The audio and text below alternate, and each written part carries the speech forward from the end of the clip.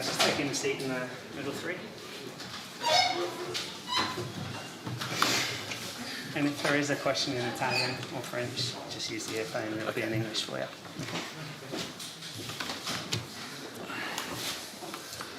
Okay, welcome gents and welcome to New Zealand's Eve of Match briefing.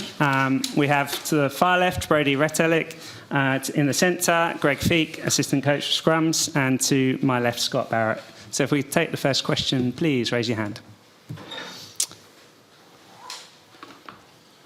Usual story, no one wants to go first. Someone has to. We'll come here first, then second and third at the back on the left. Thanks. For both of you fellas, you've got Sam Whitelock that you're keeping out of the team for this particular match, but he's going to win his 148th cap. Can you just say something about him and the kind of player and teammate that he is? Yeah, Sam's obviously bringing up a huge milestone and something that's sort of never been done in the All Black jersey, and it's been a huge honour and privilege to play alongside him throughout my career, and I'm sure when he gets out there tonight he'll do what he does every time he puts on the jersey, and that's play tough rugby like he does, so he'll be looking forward to that.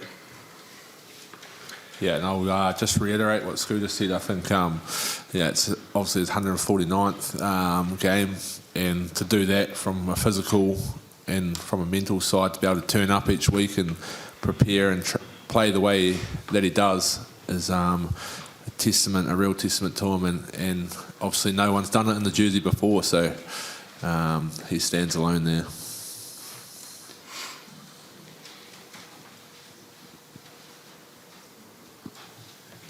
Brodie, what's it like? You've played a lot of test matches. New Zealand never lost to the All Blacks. Does that kind of add a little bit of spice to this match? Just that fear of failure, fear of becoming the first team to do something? No, not at all. I think it's a World Cup, Obviously, with not getting the result against France in the opening pool game, then we need to win all three to be in control of where we want to be. So, we've talked about before we even left New Zealand that World Cup's a difference, and there's the added pressure of playing in Lyon with the way the result needs to go for us and for them. So that's what World Cups are all about, and that's why we play the games, being these big test matches.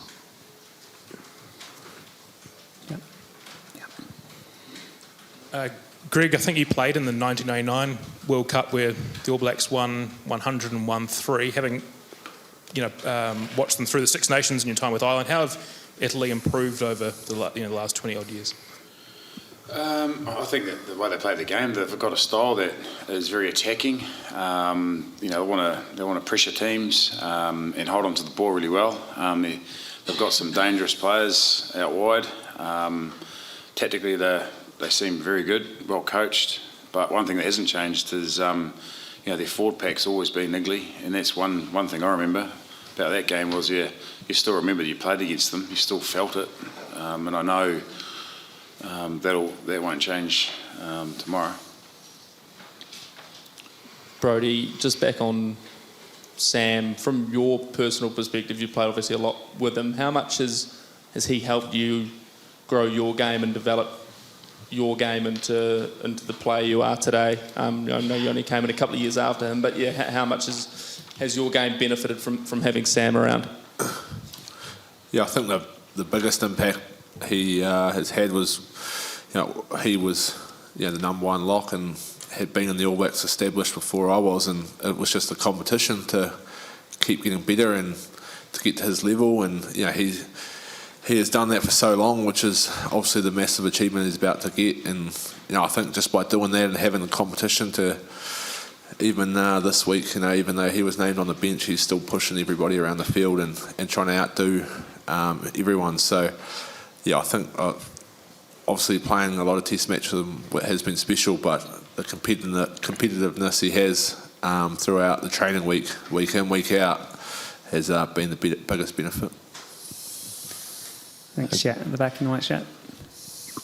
Hi, good afternoon. Question to Brody and Scott. How important will be, in your opinion, the first 20, 30 minutes in order maybe to not close the match, but put a stamp on that and avoid to have Italy on the back until 60 minutes or 65 minutes? Thank you so much. Sorry. Yeah, the start of this test match is going to be very, very important. I think probably the way Italy have been playing, they sort of hang on in games and they're willing to grind away and I guess push themselves for that 80 minutes. So yeah, the first 20 is definitely going to be intense and physical and everything that a World Cup, pool deciding match should have. Yeah, I think what Scott said, I don't see them, to last in 20 or 30 minutes. It could take 70, whatever it takes. It's a test match with a lot on the line. So I think as we've previewed and talked about here, they're playing some very attacking footy when they get their systems right. So, we need to be on for the full 80. Greg, everybody speaks about Italy's speed, but how big a challenge is their pack, their forwards, all in all, in the 80 minutes? Yes. They've even gone for a 6-2 split, so they've really stacked it up, and their bench looks really strong. I think we're prepared as best we can. I think for what's coming, and we know the first 20 minutes, I think it'll be a good matchup. It'll be a physical contest as usual, and I think there's a couple of guys in there. I think Hame is a hooker on the bench that some of our boys know. So there's a little bit of understanding how some of the boys work too. So it's going to make it really interesting from my point of view, anyway. Yeah, Greg. Just before, obviously, the opening game, you had Sam Cane pull out after the captain's run, and you got a couple of injured guys coming back. Just wanted to check everyone came through unscathed today, and everyone's sort of good to go tomorrow. Yep, everything's good. We're tracking nicely. Yep. And Jason Ryan earlier the week just talked about the need to sort of lay down a marker for the forwards. Just obviously with your expertise, what's your assessment of how the forward pack's travelling, and for the way this team wants to play, how important is it to lay that dominant platform? I think the best way to judge that for us is within our own camp. And when you see the boys get up from set piece with their eyes nearly popping out of their heads and really looking at each other and thinking, now, that's what we need. And so that's one part of it. But yeah, tomorrow's the true test of where we're at. I think Italy will provide a standard that we need to raise to and bring our standard, which is probably where we stand to the most. Yeah. I guess, Scott, the All Blacks have talked lots about Lyon being a home base, how welcoming everyone is. You finally get to play a game here. How special will it be to play in front of a Lyon crowd? Yeah, no, the stadium here is pretty awesome, spectacular, and I think Lyon's been a great base so far for us, and the people we've been around have been very welcoming. So yeah, hopefully there's a few more black jerseys than blue. So yeah. Yeah, just one row in front. Thanks. Hey, Brody.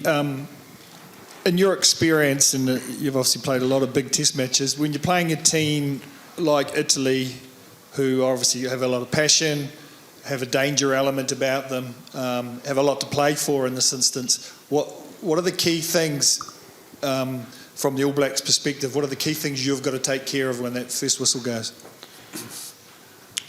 Yeah, I think firstly you can't be distracted by what the Italians may or may not bring. Like, we have obviously previewed them and understand like a bit of their structure and how they want to play the game. But from our point of view, it's nailing the moment, from the get-go. Like we said, the starter is going to be massively important to swing the momentum either way. But I think we can only concentrate on doing our job the best we can, and then just trusting your teammate beside you, left or right, to do that. So if we do that together as the 15 on the field, then hopefully we'll get the start that we're after. the back on the left. Yeah, thanks. Greg, Matthew Carley's the referee again tomorrow. You had him for that warm-up game against South Africa and obviously had a bit of trouble adjusting to some of those interpretations early on. Have you spoken about that this week and what you need to tidy up? Yeah, it was good learning for us, and I think teams are adapting, we're adapting, and it was a good reminder that at test match level there's certain pictures that referees look for and that makes it actually better for us, and hopefully as a spectacle it'll benefit us and the referees. So yeah, we've got to take it upon ourselves first to do things technically spot on. Any further questions? Just one here. Brodie, it looks like you've shaved your moustache off for this match. Is there a reason behind that? No, I actually shaved it off last week when we didn't have a game, but yeah, the only reason is because I don't have any clippers to trim it and I didn't trust anyone else's, so I just shaved it off. Great, last question. It looks like we're going to finish on moustaches then. Thank you, gentlemen. Thanks, everyone.